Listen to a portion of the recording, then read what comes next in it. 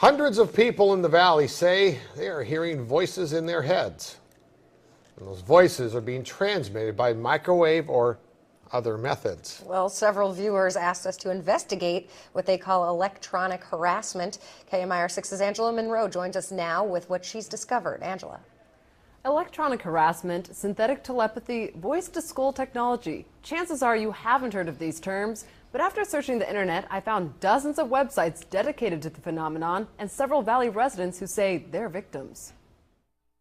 How much more can you invade me than to go into my brain? It sounds like somebody else is reading the book, only it's thoughts. We're not having a group hallucination. This is actually something that's happening. These men all live in the area, didn't know each other before the voices started, and say someone is playing mind games with them. Mostly it's a lot of derogatory comments about whatever you're thinking about. Only time I ever had a whole sentence, he said, "This is not about you," which just frosted me. If it's not about me, what the hell am I going through all this for? Kevin Bond says he used to have a normal life. I was living in the San Diego area, I was clerking for a federal judge, and I noticed that I was being followed by a whole bunch of people. According to the websites, what Bond is describing is called gang stalking. He moved to Palm Springs to escape. I started hearing, as you'll hear, hearing voices and what they'll call voice to skull or microwave hearing. Bob Stansfield says his experience was similar and started a decade ago. They were active in following me around here, and I started hearing the voices a little bit after the vehicular stalking. Randall Ringer says the voices started when he was undergoing chemotherapy. The first thing that was said was Randall Ringer.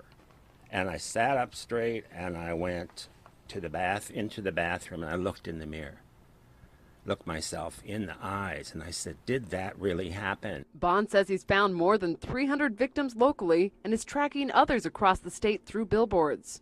In Johnson Valley, a Freedom House just opened to help people who believe they are being targeted. To many of you who find yourselves the object of covert harassment, that there is hope and that you are not alone, and that we are striving to find legislation and we're working towards freedom for all. Derek Robinson leads a national group called Freedom from Covert Harassment and Surveillance. He says he knows who's playing mind games. Rogue government officials that are sponsoring this, also corrupt business officials, and private citizens. And he also told us how. Most of it is delivered by microwave, and I believe it's satellite delivered, whether someone is on a remote location using a laptop or next door using the desktop. Bond says neurotransmitter chips that run off body electricity have been inserted into some people. And they assign cell phone numbers to them.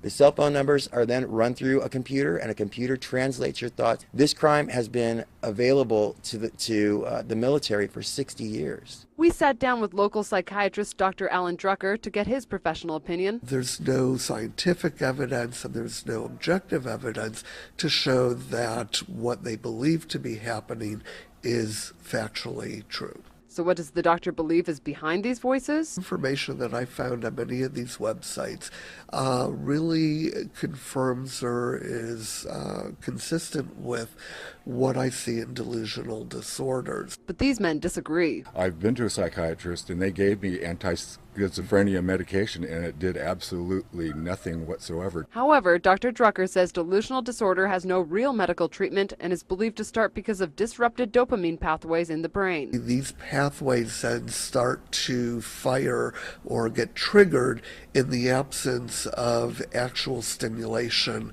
of a person actually speaking or the radio being on, etc. Dr. Drucker says dopamine can be disrupted for a variety of reasons: a genetic predisposition, illicit drugs, and even chemotherapy. These men have their own theories why they're being harassed. I think that I was targeted because I'm gay. I reported someone for selling what I thought they were selling drugs, and they were. Nationwide, this crime is committed about 60% against white women ages from 30 to 38.